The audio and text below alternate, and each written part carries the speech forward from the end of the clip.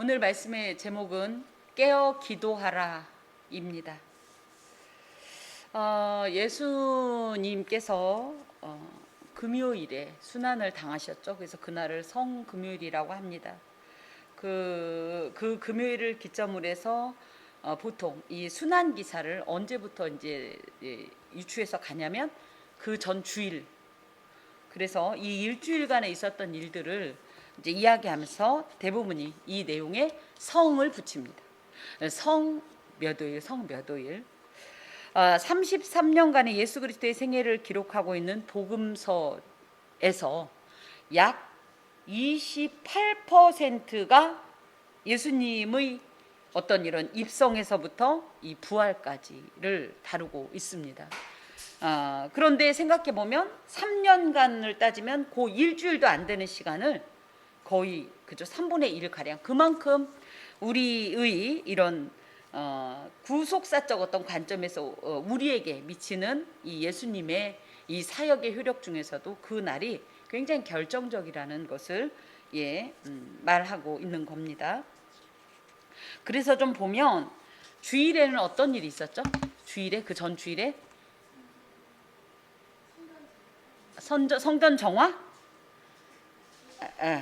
그래서 뭐 그렇게 할 수도 있겠죠. 그래요. 예루살렘 입성이 있었어요. 그래서 그날을 종려 주일이라고 우리가 섬기고 있습니다. 그리고 나서 월요일에는 이제 각각이 좀 다르긴 하지만 입성한 후에 그 자리에서 무언가를 했던 것처럼 기록은 나오지만 워낙은 월요일에 성전 정화 사건과 또 들어가면서 보았던 무화과 나무를 저주한 사건이 월요일에 있습니다. 그리고 이제 화요일에는요 굉장히 많은 사건들이 있었는데 마른 무화과 나무에 대해서 제자들이 왜 이렇게 됐습니까? 라고 질문했을 때 예수님께서 이제 그것에 대한 답변, 교훈을 주셨고, 또 권위, 무슨 권위로 이런 거 하냐, 또 두 아들 비유, 우리 계속 이제 살펴왔던 내용들입니다. 그 다음에 악한 농부의 비유, 또 혼인잔치 비유, 또 세금 관련해서 그죠, 납세에 관한 이런 논쟁, 또 부활 논쟁, 그 다음에 가장 큰 계명이 무엇인지에 대한 논쟁, 그 다음에 메시아의 신분에 관한 논쟁, 무리와 제자를 향한 서기관과 바리새인의 경계 교훈 및 서기관과 바리새인들에 대한 저주 선언, 또 과부의 헌금, 물론 이제 마태복음에 기록되지 않아요. 누가복음이나 마가복음에 있고, 또 예루살렘을 향해서 예루살렘아 예루살렘아 하면서 예수님께서 그 멸망의 예언과 함께 탄식했던 그런 내용들이 있습니다. 또 성전이 파괴될 거라는 예언이 있고요. 우리가 이제 계속 살펴본 것, 이 목요일 날, 그죠? 그 6월절 식사 그 전까지는 감람산 강화가 기록이 되어 있습니다. 그리고 나서 이제 내용이 그때 유대 종교 지도자들의 예수 살해 모의가 유사하게 있으면서 실제적으로 이제 그것이 이 가룟 유다의 배반을 통해서 표면에 드러나게 되지요. 이게 이제 화요일에 있었던 일이고요. 수요일은 사실은 아무 내용이 없는 것으로 기록이 되어 있습니다. 그런 다음에 이제 목요일이 유월절을 예비하라, 그 다음에 유월절 만찬, 그때 성만찬을 제정했고, 그때 또 제자들의 발을 씻기신 내용이 요한복음에 있고요.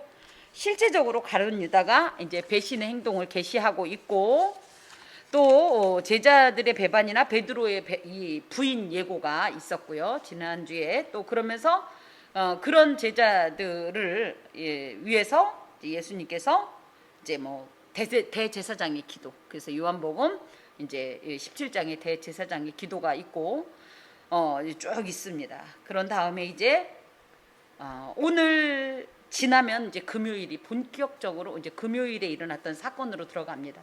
오늘까지가 이제 목요일인데요. 금요일은 우리가 잘 알다시피 예수님께서 체포되셨고, 그다음에 대제사장들에게 안나스와 가야바에게 신문당하시고, 그다음에 실제로 예언된 대로 베드로가 예수님을 부인하고요. 공회에서 신문당하면서 그때 가룟 유다는 한편에서 자살을 했고요. 또 빌라도가 무죄하다고 신문하면서도 또 때려서 놓겠다 이러면서 또 헤롯도 신문했고요. 그러면서 결론적으로는 빌라도가 판결을 하죠. 십자가에 못 박히게 내어주므로 로마 병정들이 예수님을 희롱하고 골고다로 이동해서 십자가에 처형당하고요. 그 다음에 예수님이 장사된 내용까지가 금요일에 있습니다.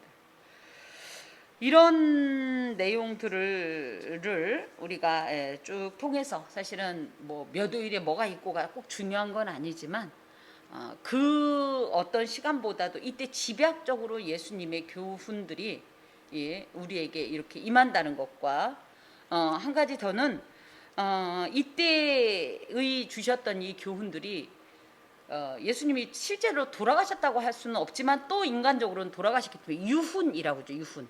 죽기 직전에 내는 어떤 여러 가지 교훈들이라는 측면에서 굉장히 중요한 이 신학적 구속사적 의미를 갖는 것이 사실입니다.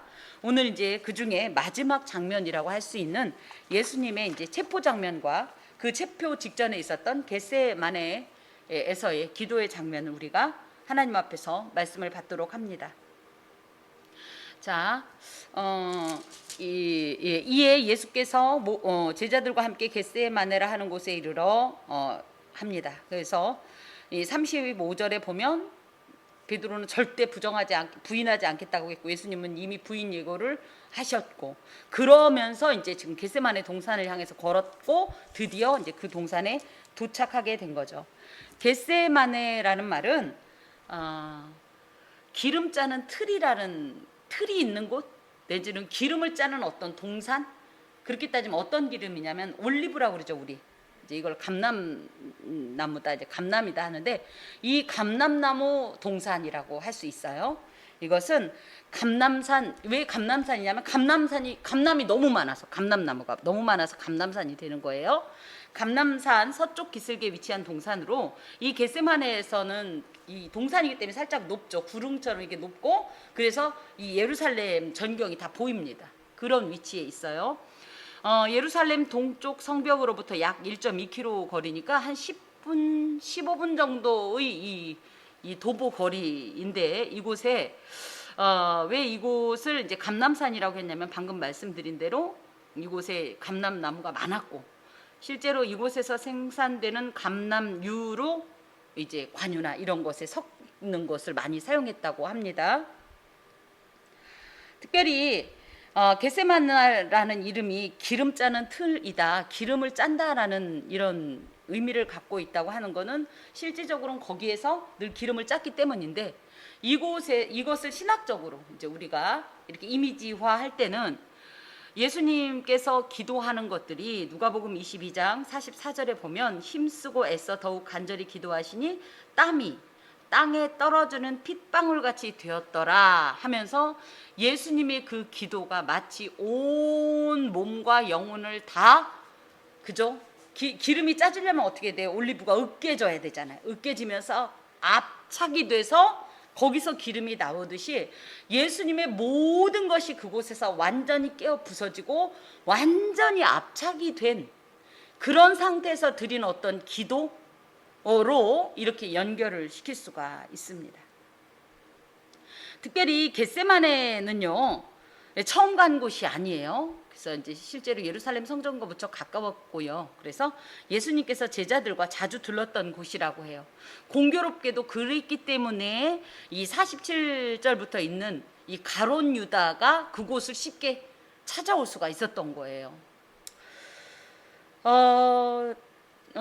사실은 이것을 뒤집어서 얘기하면 예수님은 그 당시에 만약에 배신을 아셨고 체포될 걸 아셨다면 어떻게 했어야 되냐면 그 장소는 이미 노출된 곳이잖아요. 그러니까 우리 생각에는 어디로 가셨어야 돼요? 절대 겟세마네를 가면 안 됐죠. 이미 충분히 당신의 체포가 예측되었음에도 불구하고 예수님께서는 우리가 몇 주 전에 살펴본 대로 그저 죽음을 향하여서 지금 걸어 들어가고 계신 거예요. 피하시는 것이 아니라 도리어 죽음이란 것이 여기에 고정되어 있다면 보통은 피하는데 그게 아니라 오히려 모두가 예측할 수 있는 그 장소 속으로 들어가서 가룟 유다의 배신이 성사되도록 이런 일을 하십니다. 이것이 궁극적으로 하나님의 뜻을 위하신 거고 이 전 인류의 이 구속을 위한 것이지만 이 웬만한 인간으로선 낼 수 없는 그런 용기라는 생각이 듭니다. 거기다 대고 이때가 밤이었기 때문에요. 민중들과 떨어진 조용하고 한적한 장소였죠. 거꾸로 얘기하면 이 대제사장 등 그 예수님의 대적자들이 예수님을 체포할까 하다가 죽일까 하다가 제일 걱정했던 게 뭐예요? 민중들이, 무리들이, 그죠? 예수님을 따르던 무리들이 오히려 이 동요를 일으킬까봐 그것 때문에 걱정을 했는데, 이때가 또 하필이면 밤이니까 그들은 아무리 예수님을 열정적으로 따라도 이때까지 함께 있지는 않죠. 그러다 보니까 민요가 발생할 걱정이 전혀 없었지만 예수님 입장에서는 보호받을 수 있는 존재들이 전혀 없는 시간이었다.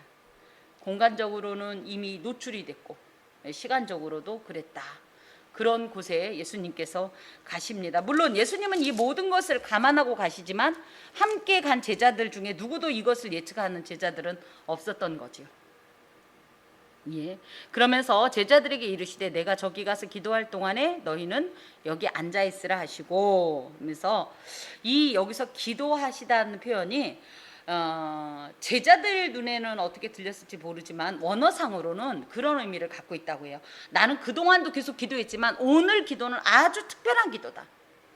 그래서 특별히 구속사역을 성취하기 위해 자신이 져야 할 십자가를 앞두고서 인간적으로 말할 수 없는 큰 고통과 이 번민 속에서 하나님 앞에 이 사명을 감당할 힘을 얻기 위해서 그전과는 또 다른, 굳이 얘기하면 그전에 일상적인 하나님과의 교제 속에서의 기도였다면 이것은 이 사명을 완수하고자 하는 어떤 그런 의지로 드리는 특별한 기도를 드리는 이런 시간이었는데요. 우리가 보통 기도를 왜 합니까? 왜 기도해요? 왜? 여러분은 왜 기도하세요? 하나님을 가까이 만나고 싶어서. 왜 만나요? 우리 힘으로는 바로 못 사니까? 모든 것이 하나님 앞에 있기 때문에.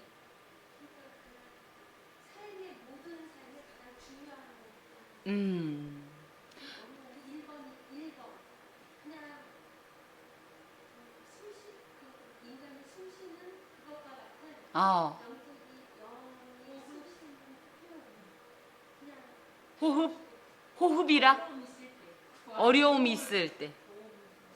자, 보세요. 우리가 기도할 때 잘 봐요. 우리가 너무 행복한 상태에서 교회 왔어요. 기도할 때는 어떤 식으로 기도하죠? 갑자기 막 장례식이 온 것처럼 갑자기 아이고 이렇게 기도해요? 아니죠. 그때는 기도할 때도 손도 막 이렇게 하잖아요. 그래서 하나님 막 비비꼬면서 있잖아요. 너무 좋아요. 감사해요. 막 이렇게 애교 막 부리죠. 그쵸? 안 그러세요? 안 그러시는구나. 기도할 때 저는 제가 너무 행복하고 기분이 좋을 때는 손을 모으는 게 이렇게 안 하고 벌써 손을 이렇게 한 다음에 막 비비꼬면서 막 온갖 코맹맹이 소리로 기도해요. 근데 너무 속상해요. 그럼 어떻게 하고 기도해요, 여러분? 울죠. 울지 않나요? 답답해요. 한숨 쉬죠. 저도 그런 날은 이렇게 이 손을 모으는 이것도 막 이런 게 어디 있어요. 막 이렇게 한 다음에 이를 악물면서 막 이렇게. 이게 뭐냐면 인간의 어떤 감정을 호소하는 부분이에요. 우리가 하나님과 인격적으로 교제한다는 건 아까도 얘기했듯이 그냥 공식적인 내가 이런 일이 있으니 당신의 도움이 필요해요. 내놓으시오 그 도움. 이런 개념이 아니라 애초에는요. 하나님과 우리의 인격이라고 할 때 거기에 정의라는 게 있잖아요. 그죠? 그래서 감정적인 어떤 소통을 원해요. 제가 김영랑 시인의 그 내 마음 아시리라는 시를 몇 번이나 거론을 했는데 저는 이 세상에서 내 마음을 가장 잘 아시는 분은 주님밖에 없다고 생각해요. 그러니까 그 마음을 어디 가서 얘기를 하겠어요. 그러니까 어떻게 해요? 기분이 좋아. 그러면서 예를 들어 제가 하나님 앞에 막 애교를 부리고 맹맹이를 막 부리고 아양을 부리고 그런다고 해서 하나님 넌 왜 이렇게 변덕스럽냐? 그러지 않으시잖아요. 그쵸? 야 방금까지는 울더니 또 웃냐? 우리 기도할 때 처음에는 울면서 시작하죠. 아이고 했는데 점점점 이게 이제 시편 기자들의 그 고백을 보면 우리가 느낄 수 있어요. 처음엔 세상이 다 무너진 것처럼 울고 불고 절망 가운데 사로잡혀서 기도해요. 그런데 놀랍게도 하나님께서 기도하는 우리의 영을, 우리를 하나님의 성령을 싹 감싸시면서 위로하시고 평안을 주시면, 처음에 기도할 땐 세상 다 끝났다고 생각하고 왔는데 점점 마음이 담대해지지 않나요? 그러면서 아샤 이길 수 있어 막 이런 마음이 생기고, 그래 하나님이 우리 아빠인데 네가 나를 어떻게 할 수 있겠어 막 이런 마음이 생기니까 어떻게 돼요? 시편을 우리가 이제 앞으로 살펴볼 거지만, 그러면 시편 기자들이 처음에는 죽겠네 살겠네 어쩌면 나한테 이럴 수 있냐, 저 인간들 때문에 내가 살겠네, 뭐 하나님 계십니까 안 계십니까 막 이러다 나중엔 오 하나님을 찬송할지어다 하나님은 살아계신 하나님입니다 이런 식으로 고백하죠. 어찌되었든지 기도 안에는요, 우리가 하나님을 너무 공식적인 어떤 사무적인 관계로가 아니라 애초에 만나는 관계는요, 감정과 감정으로 만난다는 생각이 들어요. 그렇지 않아요? 하나님과 감정적 교류가 있어야 어떻게 보면 실제적인 인격적인 교제가 있는 거예요. 내 슬픔을 아시고 내 기쁨을 아시고 내 근심을 아시는 하나님 앞에 나의 모든 것을 다 내어드리는 것이 한편으로는 기도의 한 측면이라는 거죠. 물론 공중기도를 할 땐 저희가 최대한 감정을 자제하고 기도하지만, 개인적으로 드리는 기도들을 생각해 보세요. 누가 우리가 다 큰 어른이 누구 앞에서 코를 팡팡 풀면서 울겠습니까? 그렇죠? 하나님이니까 그게 가능한 거예요. 그래서 기도를 왜 하냐 할 때 저는 한편으로는 이런 생각도 있어요. 물론 호흡이고 그분과의 교제고, 그런데 실제적인 어떤 이 목적 의미는 나의 감정을 호소하는 것, 나의 상황을 하나님 앞에 뭐 결과나 이런 걸 다 떠나서 그냥 주저리 말씀드리는 것도 중요한 기도의 한 조건이기도 하고 한 면이기도 하다. 사실 이 말씀을 이렇게 크게 제가 외치는 것은 37절에 보면 예수께서 고민하고 슬퍼하사 이런 표현이 있기 때문이에요. 그래서 하나님 앞에 우리의 감정을 숨기지 마세요. 그냥 예수님도 아까 방금 고백한 것처럼 주님도 때로는 울기도 하셨네. 응? 그렇죠? 왜 기도하는가 할 때는요, 그래서 물론 사명을 감당할 힘을 얻기 위해서, 이 상황을 이겨낼 힘을 얻기 위해서도 기도하지만, 한편으론 하나님 앞에 눕고 싶죠. 너무 지쳤을 땐, 그죠? 또 너무 기쁜 일이 있는데 이걸 사람들 앞에 얘기하면 자랑거리로 느껴질 수도 있고 괜히 시기를 얻을 수 있을 것 같은데, 하나님 앞에 와서는 못할 말이 없잖아요. 그죠? 하나님이 이거 해주셔서 너무 감사해요. 너무 좋아요. 특히 우리 이제 형용사를 아주 이 최상급으로 사용하기 좋아하는 우리 집사님은 너무 이런 표현을 사람들 앞에서 못해도 하나님 앞에는 다 할 수 있잖아요.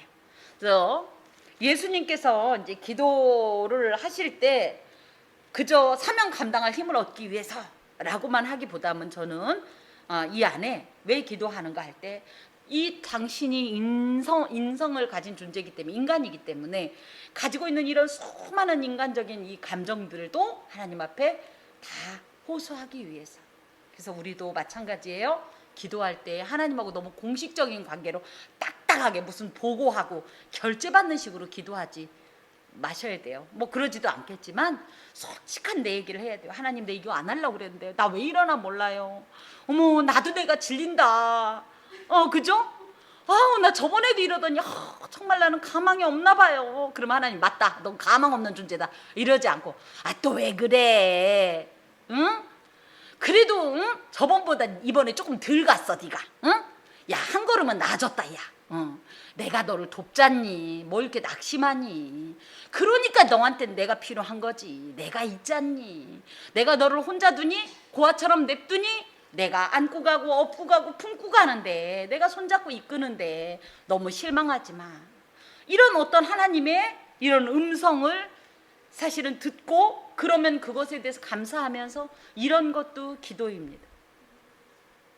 자, 무엇보다도 이 기도는요, 기도하면 어떤 일이 있냐면 하나님을 전적으로 신뢰할 어떤 마음이 생겨요.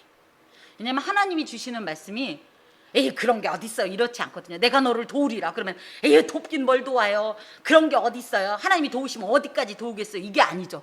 하나님께서 예를 들어 내가 너를 도우리라 그러면 아멘. 그렇죠. 그래 하나님이 도와주신다 그랬어. 아자 이게 나오는 거예요. 그래서 우리가 기도하는 겁니다. 하나님 앞에 감정적으로도 소통하고 그렇죠? 무엇보다도 사명 감당할 힘을 얻으면서 그 힘을 유지할 수 있기 위해서 기도하는 겁니다. 오늘 예수님의 기도 속에서 우린 그걸 발견하게 될 겁니다. 자, 그러면서 베드로와 세베대의 두 아들을 데리고 가실새 고민하고 슬퍼하사 이에 말씀하시되 내 마음이 매우 고민하여 죽게 되었으니 너희는 여기 머물러 나와 함께 깨어 있으라 하시고, 그래서 이 두 절 안에서는 예수님이 뭐 사명할 감당할 힘을 얻기 위해 이런 개념이 지금 아니라 뭐냐면 예수님의 이 극한의 이 감정이 그쵸 너무 힘에 겨운 이 감정이 누구를 통해서만 하나님을 통해서만 해소가 될 수 있기 때문에 하나님 앞에 기도하겠다라는 말씀이에요. 특별히 여기에 고민하다라는 말은 마음의 갈피를 잡을 수 없이 괴로운 것이 그저 괴로운 것이 아니라 어떻게 할 수 없다라는 표현이에요. 무엇 때문에? 예수님께서 십자가 순환을 대하는 이 인간적인 마음을 말해요.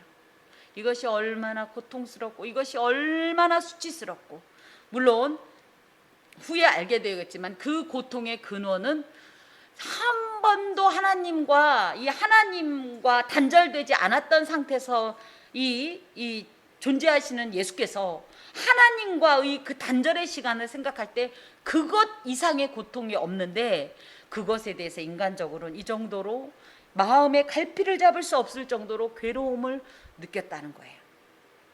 두 번째, 슬퍼하사라는 말은 너무 슬퍼서 그냥 단순히 슬픈 감정의 차원이 아니라 정말 이것 때문에 무거운 짐을 얹은 것 같은 그런 근심의 상태. 예수님께서 지금 이런 상태라는 거죠. 그런데 여기에는 표현되어 있지 않지만 고민하고 슬퍼하사라는 표현이 원어상에는 에륵사토라는 말이 들어있어요. 그래서 이건 뭐냐면 그 전까지는 안 그랬다는 거예요. 그런데 약간 갑자기 급작스럽게 이 고민과 이 슬픔이 하고 들어와서 이것이 본격적으로 시작돼서 내 마음에서 요동을 친다, 이런 뜻을 갖고 있습니다. 우리도 그렇죠. 아까 우리 집사님하고도 잠깐 그런 얘기했는데 이런 일이 있을 거야. 멀리서 생각할 때, 막연히 생각할 때 있을 거야. 그죠? 그것과 실제로 이 일을 만나게 되는 거는 달라요. 예수님도 처음부터 당신의 이 십자가 순환을 통해서 온 일을 대속하실 것을 이미 아신 바 되었고 작정하신 바 되었고 결단하신 바 되어서 성육을 하셨지만, 그럼에도 불구하고 막상 불과 몇 시간 뒤에 일어날 일을 생각하자 이런 고민과 슬픔의 이런 감정이, 이 마음을 어떻게 할 수 없는 감정이 훅 하고 들어온 상태라는 거죠. 그러면 이럴 때 어떻게 된다? 내가 그래서 더욱더 기도해야 된다. 이 마음을 극복하기 위해서라도 더욱더 기도해야 된다. 그런 말씀입니다. 그러면서 여기에 보면 예수님께 38절에 내 마음이 고민하여 죽게 되었으니 너희는 여기 머물러 나와 함께 깨어 있으라, 이렇게 말씀하세요. 깨어 있으라고 하니까 야 잠자지 말고 있어라 이런 뜻만 될까? 그것보다는 깨어서 뭐 해야 돼요?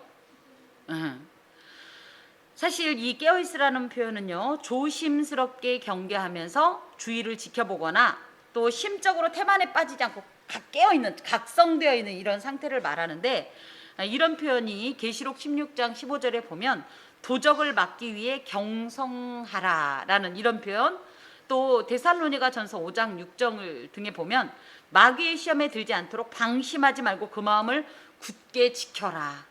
그래서 이것을 풀어서 41절에 시험에 들지 않게 깨어 기도하라, 이런 예수님의 명령입니다. 그러면 예수님은 왜 이 제자들에게 깨어 있으라고 했을까요?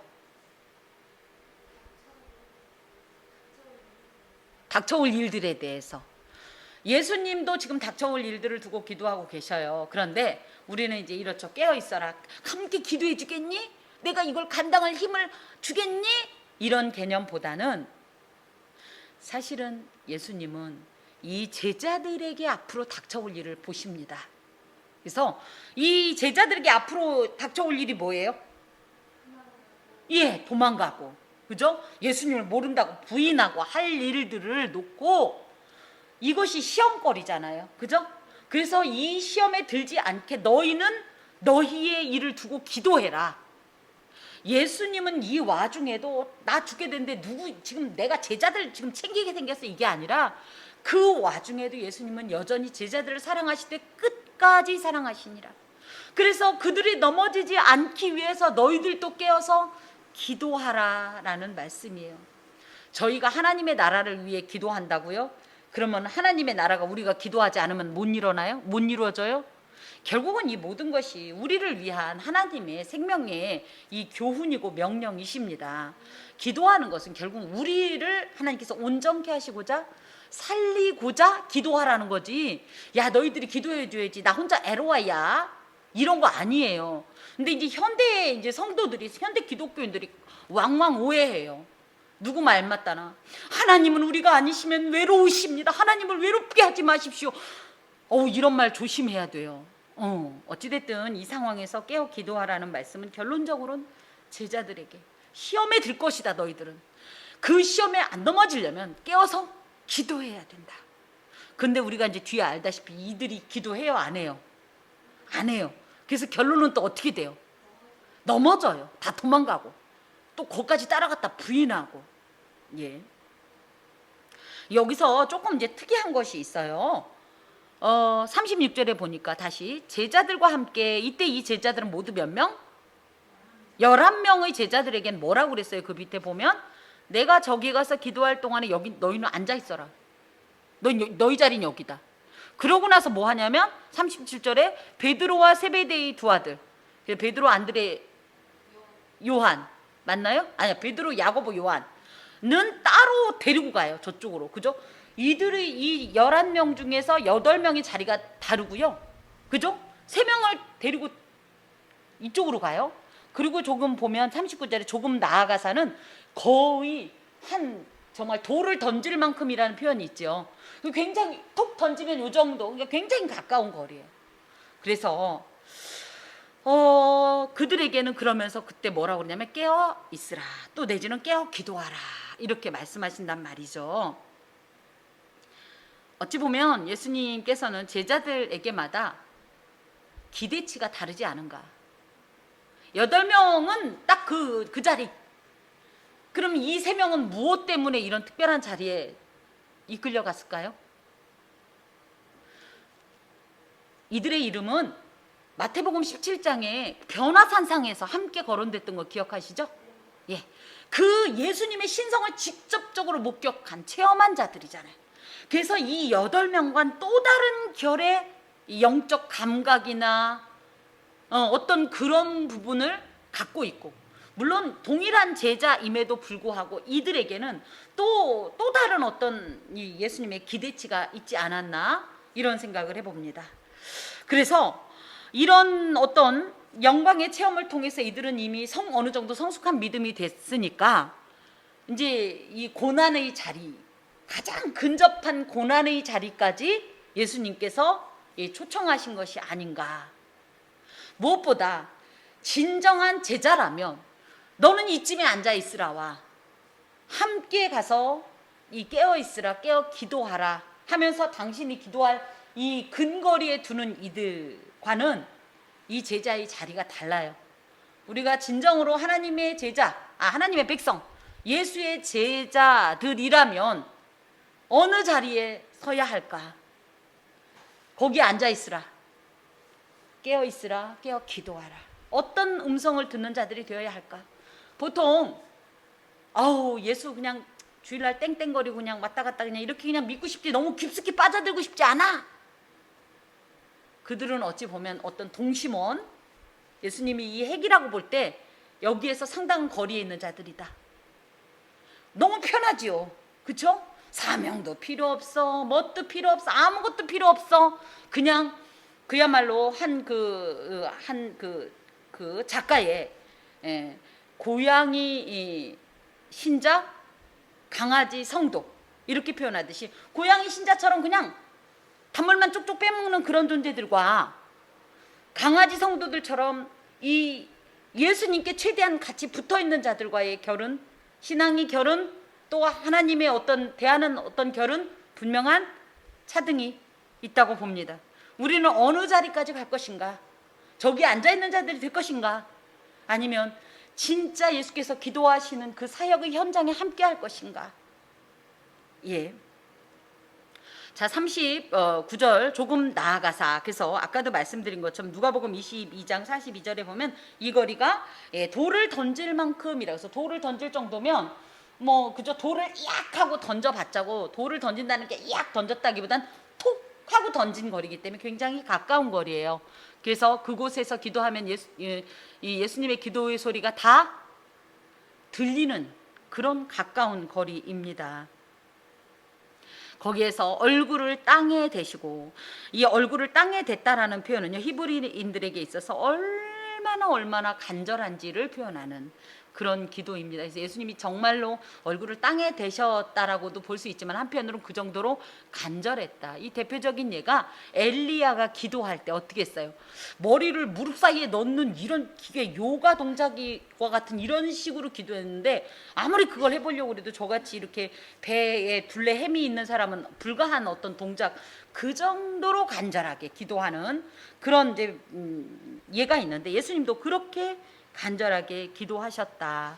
그러면서 뭐라고 말씀하시냐면, 내 아버지여 만일 할만하시거든. 그래서 할만하시거든 이런 표현은 하나님은 할 수 있을까요? 이런 의심의 표현이 아니라, 하나님께서 갖고 계시는 인간을 구원하시는 여러 가지 방법이 분명히 있을 겁니다.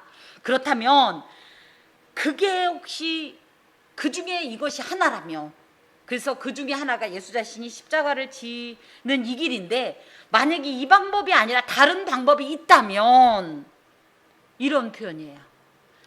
그래서 하나님 이거 할 수 있는 능력이 되시거든, 이런 뜻이 아니라 혹시 하나님 앞에서 다른 방법이 있다면, 피하고자 함은 아니지만 그 정도로 십자가 순환에 대한 엄청난 부담감을 느꼈던 건 사실입니다. 한 가지 여기서 우리가 잘 짚고 넘어가야 할 것이, 예수님은 하나님과 종속적인 관계인가요? 하나님이 뭐 시키면 예썰 하고 그냥 명령으로 감당하는 존재인가요? 아니에요. 이분은 종속적인 관계가 아님에도 불구하고 예수 자신도 하나님이세요. 그럼에도 불구하고 하나님 아버지 앞에 겸손한 어떤 이런 모습으로 이 사역에 대해서 의뢰하고 또 힘을 얻고 하는 이런 표현들이 이 안에 숨겨져 있습니다. 그러면서 이 잔을 내게서 지나가게 하옵소서. 이 잔이란 말은요, 포테리온이라는 말인데, 우리도 이제 대략적으로 이해하는 말이에요. 하나님께서 부여하시고 정해놓으신 사람의 운명 내지는 어떤 스타일. 이게 이제 운명론적 관점에서 보면 이건 조금 위험할 수 있습니다. 어차피 우리나라 말로 뭐라 그래? 그렇게 될 팔자야. 그건 아니에요. 근데 하나님께서 정하신 어떤 형식 내지는 분량, 뭐 이런 개념이라고 하겠습니다. 이것이 그래서 이 잔이라고 할 것 같으면 어떤 잔이냐 할 때, 영원 전에 하나님께서 작정하신 잔으로 예수께 정해진 잔이고, 그 잔은 반드시 예수님께서 감당하게 될 십자가의 고난을 의미합니다. 그래서 이 십자가의 고난을 내게서 지나가게 하옵소서. 이것은 인간적인 어떤 예수님의 모습으로 이것이 약했다라는 개념보다는, 저는 오히려 이래요. 예수님이, 제가 어렸을 때 이해했던 예수님이 그런 예수님입니다. 저는 예수님이 이렇게 십자가에 못 박혀서 어렸을 때 무슨 영화 비슷한 걸 보면 그때는 뭐라고 하는데, 이제 지금 생각하면 엘리 라마 사박다니 막 이런 거였겠지만 어쩌고, 그러면 저는 속으로 어린 마음에 이랬어요. 거짓말하고 있네, 연기하는군, 그렇게 생각했어요. 우리 집사님들은 한 번도 그런 생각 해본 적 없죠? 저는 이런 애였어요. 그래서 가짜피, 하나도 안 아플 거면서. 왜? 하나님이니까. 전 진짜 그랬어요. 전 정말로 예수님이 아파하는 거를 괜히 아픈 척하는 꾀병이라고 생각했어요. 만약에 예수님께서 이런 말씀 없이 그래 나는 감당하겠다고 막 이러고 갔어요. 그러면 우리는 그 모습을 보고 예수님을 참 사람이라고 생각하겠어요? 어때요? 와, 그러면서 어때요? 우리가 약하면 어때요? 예수님은 저러셨는데 난 왜 이러나 몰라 찌질이. 아니요, 저는 오히려 이런 모습을 통해 은혜를 받습니다. 와, 예수님도 이런 기도를 하시는구나. 실제로 저도 하나님께서 신학을 명하시고 소명하셨을 때 제가 기억하기로 31살에 하나님 앞에 소명을 받았는데 38살 때까지 가시채를 뒷발기질해 가면서 그 사명을 감당하지 않으려고. 왜 하필이면 납니까? 왜 하필이면 납니까? 이런 거를 정말 부지기수로 하나님 앞에 이렇게 드렸던 기도가 생각이 납니다. 이 결론적으로는 예수님의 이 기도의 결론처럼 저도 아버지 원대로 하옵소서였지만 그 안에 저는 그런데 이런 말씀을 들을 때 예수님 실망이야. 하나님 왜 이래? 라는 것보다는 가장 인간이었다라는 모습을, 이런 모습을 통해서 저는 오히려 은혜를 받습니다. 자, 예수 자신에게 부과된 그 잔에서 벗어나고 싶어하는 어떤 애끓는 심정인데, 물론 십자가를 거부한다는 것은 아니지만 아까도 말씀드린 대로 만일 할만하시거든, 즉 하나님께서 백성을 구원하시는 다른 방법이 있다면 이런 어떤 전제하에 이제 드리는 말씀입니다. 그만큼 십자가 고통은 인간적으로 극한의 고통과 압박을 주는 어떤 잔이었다라는 사실을 우리가 이쪽에서 예측할 수 있습니다. 추측할 수 있습니다. 십자가는 하나님이신 예수조차 극한의 거부감을 느낄 정도의 무섭고 잔인하고 끔찍한 잔이었습니다. 자, 그러나 나의 원대로 마시옵고 아버지의 원대로 하옵소서 하시고, 그래서 그럼에도 불구하고 나의 이런 모든 형편에도 불구하고 나의 이런 모든 감정에도 불구하고 부담감에도 불구하고 하나님의 뜻이 이루어지는 것이 우선입니다. 저는 그것을 소망으로 삼습니다. 이렇게 고백합니다. 이것이 이제 진정한 기도의 모범인데요. 아까 왜 기도하냐고 할 때 감정적인 표현을 얼마든지 우리는 포함시킬 수 있고, 사실은 감정이 뚫려야 하나님하고 진정한 소통이 되지요. 그런 의미에서 기도는 하나의 과정이 있습니다. 그렇죠? 그래서 어떤 과정이냐? 마치 하나님과 씨름하듯이 나도 내 어떤 요구가 있잖아요. 나도 내 원이 있잖아요. 소원이. 그러니까 그걸 처음부터 하나님 날 잡아잡시오. 하나님 뜻대로 해주세요. 이러고 가만히 있는 게 아니라 하나님 이런다고 했잖아요. 분명히 하나님의 말씀에 순종하면 모든 우환이 떠나가고 순종만 하면 복을 준다고 했잖아요. 근데 말이 다르잖아요. 이거 하나님 이거 어떡할 거예요? 이런 것도 안 하고 속으로는 부글부글 말이 다르잖아. 어떻게 그런다고 그래놓고 하나님이 거짓말할 수 있어요? 이러면서 하나님 주님의 뜻대로, 이게 아니라 기도의 과정 안에는 하나님 안에 있으면, 하나님 안에서는 그렇다고 막 원망하면서 하나님 이리 내려와 싸우자 뭐 이런 개념은 아니지만 하나님과 사실은 치열한 어떤 내 마음을 표현하고 하나님의 소리를 듣고 하는 이런 기도의 과정이 필요합니다. 놀랍게도 이런 과정의 결론은 그러니까 하나님 그만둬요. 내 뜻대로 할게요. 이건 제대로 기도가 안 된 거예요. 후에도 예수님의 예를 통해 발견하겠지만 기도가요 제대로 되고 나면 어떻게 되는 줄 아세요? 방금 전까지는 못하겠다고 얘기했다가요, 그래요 하나님이 힘주시면 내가 해볼게요. 살든지 죽든지 한번 해볼게요. 그 대신 하나님 나 꼭 붙잡고 있어야 돼요. 나 하나님 떠나면 못 살아요. 하나님 그 대신 은혜는 주셔야 되는 거 아시죠? 이러면서 기도가 마무리가 돼요. 이런 어떤 하나의 과정을 예수님의 모범을 통해서 저는 배웁니다. 자, 그러고 나서 이제 40절에 제자들에게 오사 그 자는 것을 보시고, 사실은 이 제자들이 자는 것은요 어디든지, 물론 시편에 주께서 사랑하는 자에게 단잠을 주시는 것도 맞지만 때로는 분명히 예수님께서 그 전에 명령하셨잖아요. 깨어 있어야 된다고. 근데 제자들은 그 명령을 따르지 않아요. 그죠? 이것이 나중에 보면 육체적으로 너무 피곤해서다, 눈이 피곤해서다 이렇게 표현을 하긴 하지만, 이것은 제자들은 지금 표면적으로는 육체적 잠에 빠져 있지만 그 이면에는 영적인 잠에 빠져 있음을 의미해요. 무엇보다 예수께 닥칠 큰 순환으로 인해서 지난주에 그런 말씀을 드렸죠. 예수님 때문에 너희들이 올무에 걸려 넘어질 거다. 기억나세요? 31절에 보면 오늘 밤에 너희가 다 나를 버리리라. 이 안에는 뭐라고 그랬어요? 너희들이 그 나 때문에 스칸달론 올무에 빠질 것이다. 그죠? 기대했고 했는데 예수님 하나님이라고 해서 뭔가 될 줄 알았더니 너무 인간적으로 볼 때 무능한 상태로 체포당하고 순환당하는 모습을 보고 너희들이 소위 말하는 실망할 거다. 그런 말씀을 해주셨잖아요. 그런 어떤 이런 말씀을 지금 사실은 들은 제자들이 또 예수님께서 그 올무는 아닌데 올무처럼 느껴질 예수님의 어떤 순환으로 인해서 이들은 또 시험에 빠질 건데 그 말씀을 듣고도 전혀 눈치를 채지 못했고 감지를 하지 못하다 보니까 이들은 육체적인 어떤 나태함뿐만 아니라 영적 이런 어떤 태만의 상태가 됐다라는 거죠. 과연 기도할 때 기도하지 않고 잠에 빠짐으로 말미암아 그 위기를 극복하지 못하고 모두 넘어지죠. 그래서 실제로 예언된 대로 제자들은 예수님한테 시험 들어서 다 버리고 도망가고 56절에 보면 또 이어서 뭡니까? 베드로는 부인하고 이걸 예수님은 뻔히 아시니까 얼마나 안타깝겠어요.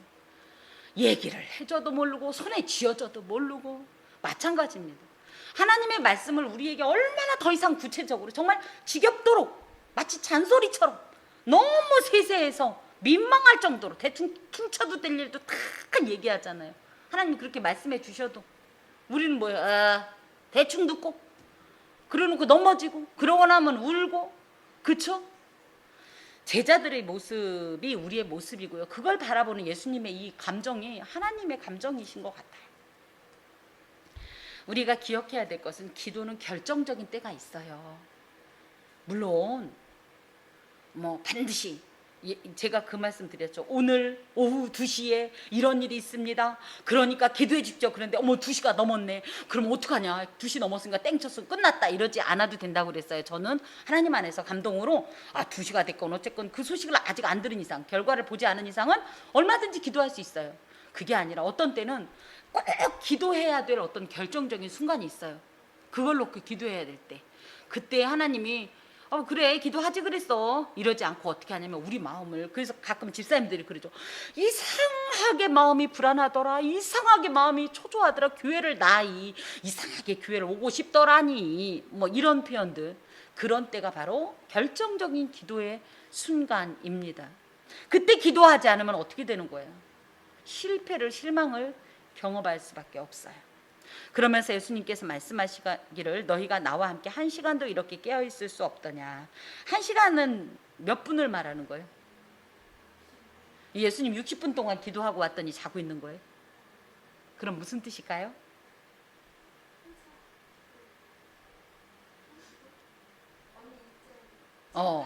잠깐이라도 사실은 이 짧은 순간도 물론 예수님께서 간절히 기도하니까 한번 예수님 기도 시작하면 막 한 3시간, 6시간, 12시간 그렇게 기도하시는 분이 아니에요. 지금도 보면 제가 볼 땐 그런 것 같아요. 그 감정을 완전히 막 집중해서 뿜고 또 왜냐면 제자들이 자고 있는 걸 아시기 때문에 자꾸 깨우려고도 사실은 중간중간에 이렇게 다시 오셨던 것 같은데 그렇게 짧은 시간 동안도 깨어있지 못하면 또 한 가지는 내가 분명히 말했잖니 이럴 거라고. 그러면 내가 이것이 분명히 내가 내 마음이 고민해서 죽겠다라는 표현을 했을 정도면 조금이라도 공유가 되고 공감이 될 수 없는 건가? 이런 예수님의 표현이기도 합니다. 자, 그러면서 시험에 들지 않게 깨어 기도하라. 기도해야 할 이유가 뭐냐? 특히 이 상태에서는 시험에 들지 않게. 그래서 시험에 들지 않기 위해서 깨어서 지속적으로 반복적으로 계속 현재적으로 기도해야 된다는 말씀이에요. 자, 그러면서 마음에는 원이로되 육신이 약하도다. 마음은 푸뉴마라고 하고요. 육신은 사륵스라고 하는데 마음은 일종의 영적인 어떤 표현입니다. 그래서 성령은 원하시지만, 성령은 너를 재촉하시지만, 성령은 너를 권고하시지만, 각성하시지만, 내 육신이, 어떤 육신이에요? 인간의 죄악된 본성으로 인한 내 육신이 약해서 전혀 이 음성을 받아들이지 못하고 있구나. 저희에게도 사실은 같은 표현입니다. 우리도 오늘 그래, 내가 성물된 삶을 살리라, 온전한 제사장으로서의 삶을 살리라, 얼마나 결단하고 각오합니까? 이렇게 마음은 원이로되 우리의 육신은 어때요? 나가면 보이는 것, 들리는 것, 여러 상황들이 우리를 안 도와주죠. 이 악한 세상 속에서. 그래서 우리도 동일한 표현이 돼요. 마음에는 원이로되 육신이 약하다. 즉 성령과 육신, 즉 하나님과 나 사이에서의 우리의 딜레마인데 우리는 결단해야 돼요. 갈라디아서 1장 10절의 말씀과 같이 사람들에게 좋게 하랴 하나님께 좋게 하랴, 하나님께 좋은 편을 선택해야 돼요. 그럴 때 진정으로 영적 전쟁에서 이길 수 있습니다. 그러려면 성숙한 영적 의지를 가져야 돼요. 그래서 성숙한 영적 의지로서 인간의 이런 연약함을 자꾸만 극복하면서, 이것이 연약하니까 냅둬 어쩔 수 없어 라고 자꾸 자포자기하지 말고 자꾸 나를 자극하여서 이겨낼 수 있도록 우리의 연약한 마음, 의지, 생각들을 자꾸만 정리하면서 하나님께로 우리 자신을 밀어붙일 때 우리가 영적 전쟁에서 승리할 수 있습니다. 43절에 자, 다시 두 번째 나아가 기도하여 이르시되 내 아버지여, 만일 내가 마시지 않고는 이 잔이 내게서 지나갈 수 없거든 아버지의 원대로 되기를 원하나이다. 이게 이제 두 번째 기도이긴 하지만 세 번째도 같은 말씀으로 기도했다 이렇게 돼 있어요. 44절에. 그래서 이것이 이제 기도의 결론이에요. 아까도 말씀드린 것처럼 기도의 내용 가운데 어떤 과정이 있어요. 하지만 결론적으로는 이 하나님의 뜻을 위한, 이 뜻이 성취되기 위한 기도의 결론을 내는 것이 아주 지극히 보편적이고, 그죠? 또 아주 표본적인 어떤 기도의 이 형태라고 하겠습니다. 그래서 첫 번째 기도는 이 잔, 만일 할만하시거든 이 잔을 내게서 지나가게 하옵소서라는 기도를 했다면, 이미 자신만이 온 인류를 구원하기 위한 대속 제물이라는 기정사실을 받아들이면서 이제 순종하겠다는 어떤 결단의 말씀을 드리는 거예요. 자신의 뜻이 아니라 오직 하나님의 뜻만 이루어지도록 곧 자신의 죽음을 통하여 이루시려는 하나님의 구속 계획에 대해서 충분히 이제 인간적으로도 이미 순종을 각오했다라는 뜻을 갖고 있습니다. 그리고 나서 다시 오사 보신즉 그들이 자니, 계속 잠에 취한 상태예요. 근데 생각해봐요. 이미 자정쯤에 거기 갔어요. 그죠? 그럼 딱 졸리기 좋을 때예요. 한번 그 잠이 들었으니 이게 쉽게 깨진 못하겠죠. 또 자고 있는 거죠. 그러면서 이는 그들의 눈이 피곤함 일러라. 그래서 자신의 의지와는 상관없이 육체적 피로와 정신적 해이함으로 인해 지금 이렇게 잠에 취해 있는, 거듭되는 예수님의 당부에도 불구하고 여전히 잠을 잤다는 사실은 그만큼 그들의 영적 상태가 몹시 안일했음을 의미해요. 그런데 여기서는 지금 이러고 있을 때 시간적으로 볼 때요, 바로 이 시간에 가룟 유다를 비롯한 예수를 체포하려는 사단의 세력들은 뭐 하고 있어요? 이곳으로 오고 있어요.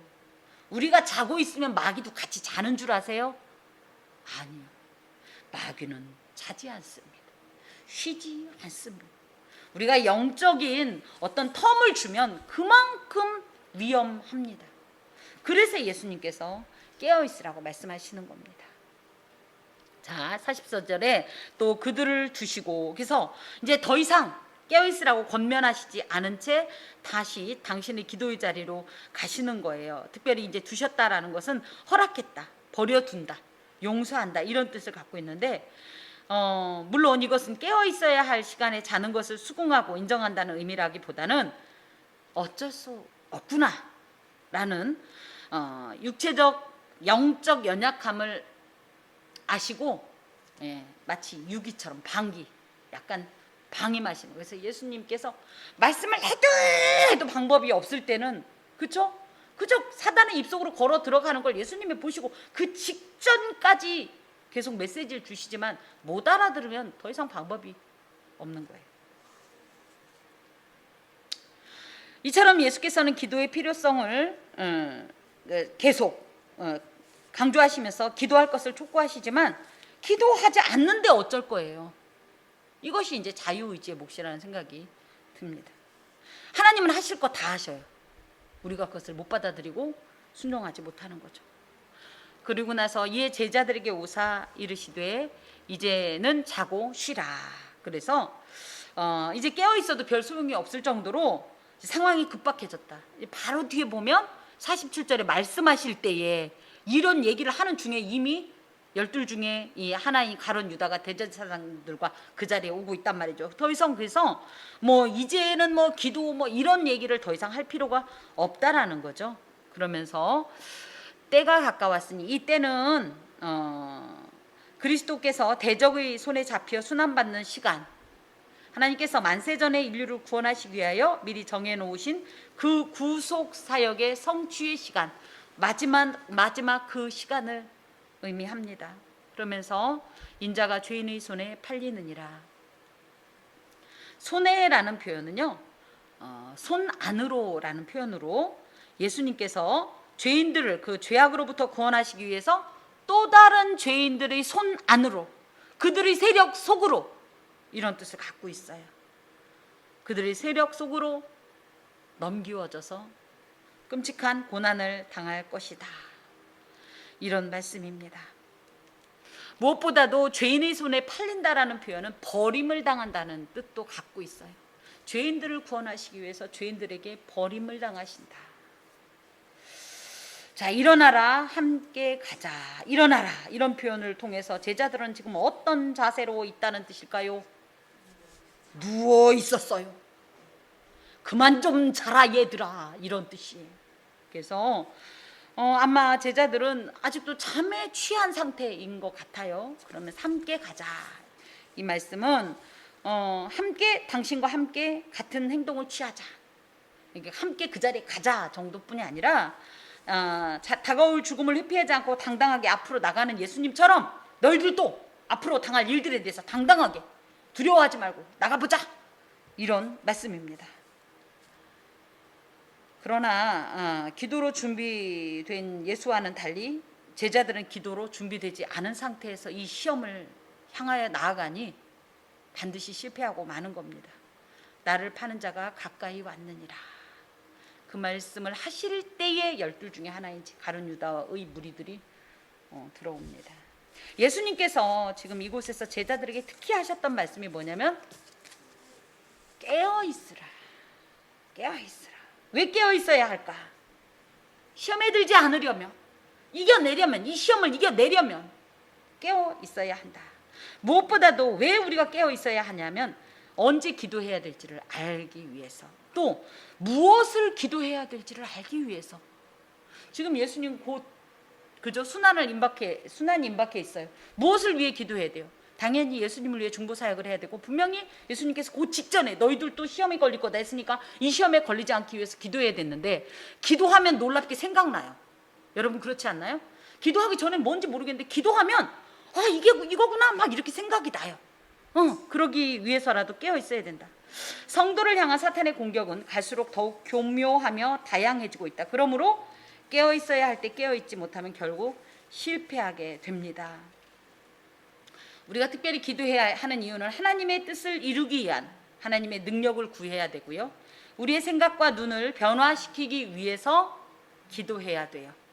기도하기 전에는 초록색이면 딱 좋았는데 기도하고 나면 빨강색이 결론인 경우가 너무 많기 때문입니다. 그래서 내 뜻이 아니라 아버지의 뜻을 이루기 위해서 기도해야 합니다. 무엇보다 왜 기도해야 되느냐? 우리는 결코 스스로의 능력으로 원수 마귀의 공격을 이겨낼 수가 없습니다. 또한 원수는 기도하지 않는 자부터 건드립니다. 기도하는 자는 각성돼 있잖아요. 지금 알잖아요. 그렇죠? 그래서 기도하지 않는 우리를 넘어지게 합니다. 그러면서 기도하지 않는 자에게는요, 사명보다는 자신의 육신 내지는 육체의 상황, 문제가 아닌 문제들을 바라보게 해서 하나님을 보지 못하고 문제에 취해서 넘어지게 합니다. 그렇기 때문에 우리는 기도해야 합니다. 자, 정리합니다. 왜 기도해야 되냐? 나의 뜻과 하나님의 뜻을 분별하기 위해서 기도해야 해요. 또 왜 기도해야 되냐? 사명, 또 감당 못할 상황과 문제들을 감당할 힘과 지혜를 위해서 기도해야 됩니다. 마지막으로 왜 기도해야 되냐? 오직 하나님만 바라보며 주님을 전적으로 신뢰하고 의지할 힘을 얻기 위해서. 이것도 내 개인으로 의지하는 게 아니라 하나님께서 그 의지할 힘을 주시기를 구하면서 기도해야 합니다. 우리 이 시대가 특히 깨어 있어야 할 시대고 깨어서 기도할 시대입니다. 수많은 우리 앞에 있는 이런 장애와 올무들 앞에서 더욱 기도함으로, 깨어 기도함으로 그 안에서 하나님의 뜻을 이루는 저와 여러분이 되시기를 주님의 이름으로 간절히 권합니다. 이것은 하나님의 말씀입니다. 기도하겠습니다. 주님, 우리로 깨어있게 하소서. 무엇을 구해야 될지 알게 하소서. 왜 구해야 되는지 알게 하소서. 무엇보다도 그 일로 인하여서 하나님께서 원하시는 선한 목적들이, 또 하나님의 귀한 사역들이 성취되길 위하여 기도하게 하여 주옵소서. 사랑하는 주님의 백성들이 또한 아버지 한 걸음 한 걸음 살 때에 늘 깨어있게 하시고 영적으로 각성되어서 넘어지지 말고 미혹당하지 아니하고 무엇보다도 하나님의 일로 인하여서 오히려 올무에 사로잡히지 말고 주님의 선한 뜻 안에서 주님의 기쁨을 공유하는 자들 되게 하여 주시옵소서. 예수 그리스도의 이름으로 기도드리오며 주 예수 그리스도의 은혜와 하나님의 사랑과 성령의 교통하심이 은총을 입은 함께하는 교회의 모든 권속과 그 삶에 산재되어 있는 모든 위험으로부터 우리를 보호하시는 그 크신 은총의 능력이 영원히 함께하옵시기를 간절히 축원하옵나이다. 아멘.